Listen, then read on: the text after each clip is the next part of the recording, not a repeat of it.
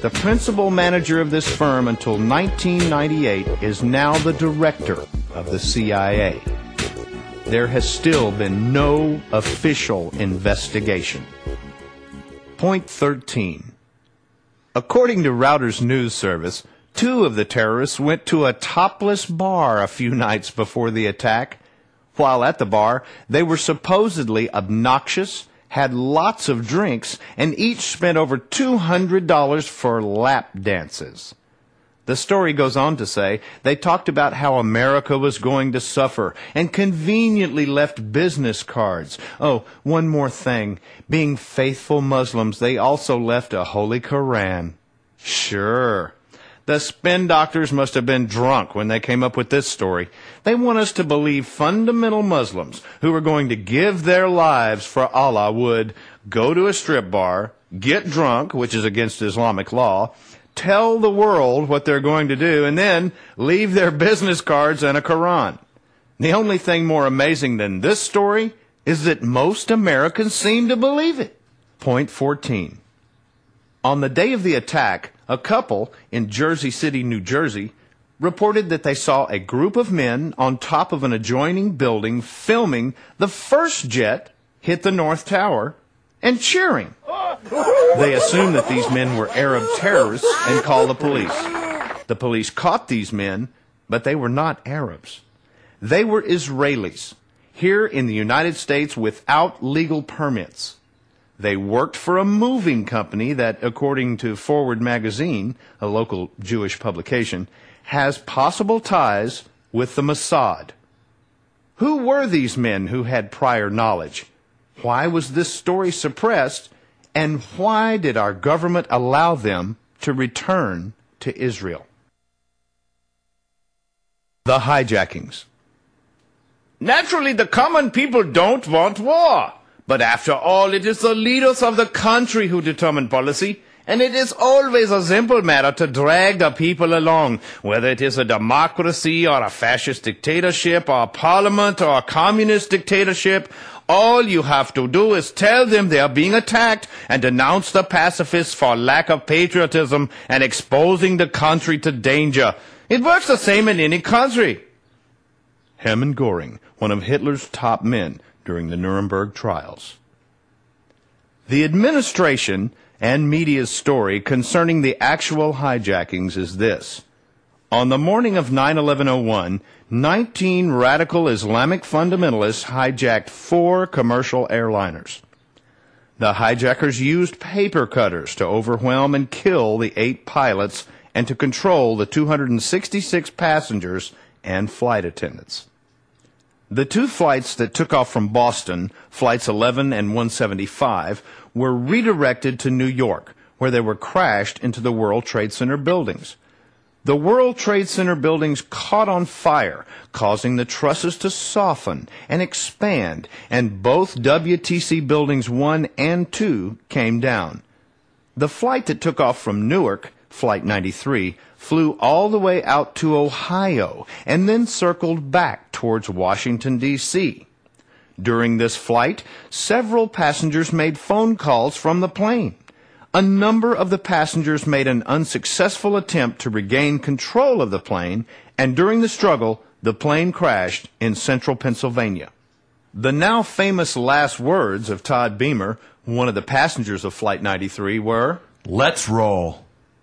The 4th flight, Flight 77, took off from Washington, D.C., flew across Virginia, West Virginia, and got to Ohio, turned around, and flew back to Washington, D.C., where it slammed into the Pentagon.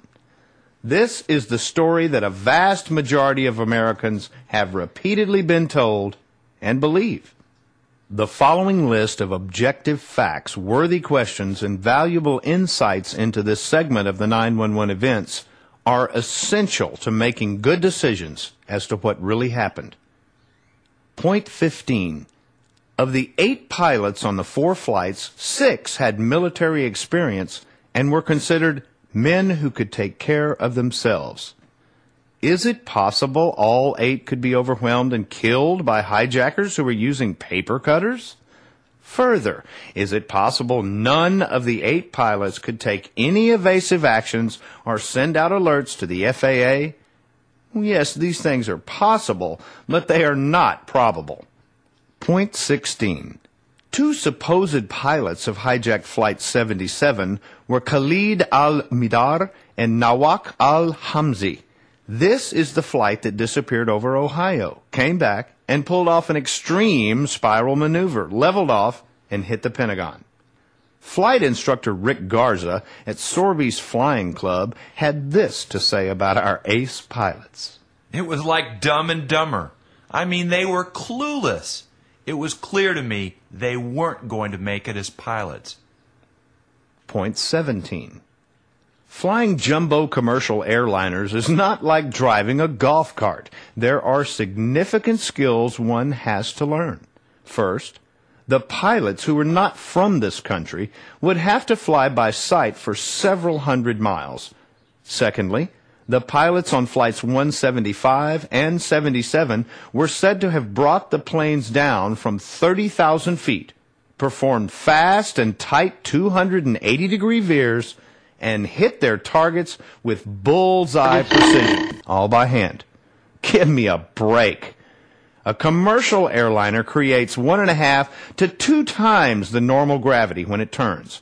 With turns at this altitude, this speed, and this degree of tightness, the plane would be pulling 6 to 7 times normal gravity. According to experienced commercial pilots, these maneuvers would be virtually impossible for any but the most advanced pilots to accomplish. Point 18.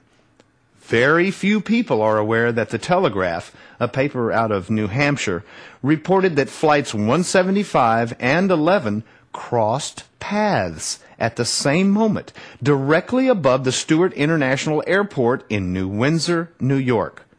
Well, what a coincidence. One of the controllers of this facility is reported to be also the controller of the Egypt Air Flight 990 that crashed in 1999, when the pilot supposedly committed suicide. Interesting. Point 19. It must also be noted the FAA has not released flight path information or the full voice recordings of the communications between the planes and the FAA. There are 2 black boxes on each large airliner, and these boxes are built to withstand major crashes. Thus, it is a bit strange that the FAA says that most of the information on all 8 black boxes of these flights was destroyed. Point 20. Few Americans are aware of a technology called Global Hawk. With this technology, flying drones, which look very similar to commercial planes, can be maneuvered with great precision. Many believe that this technology can also be used to override the manual or auto control of a commercial airliner, and perhaps could have been used on 911. 21.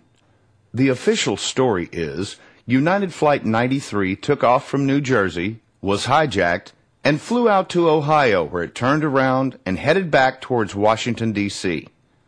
Supposedly, the passengers made several calls to loved ones, and Scott Beamer and others made an attempt to take back control of the plane. During the fight, the plane crashed. The problem with this story is that the plane did not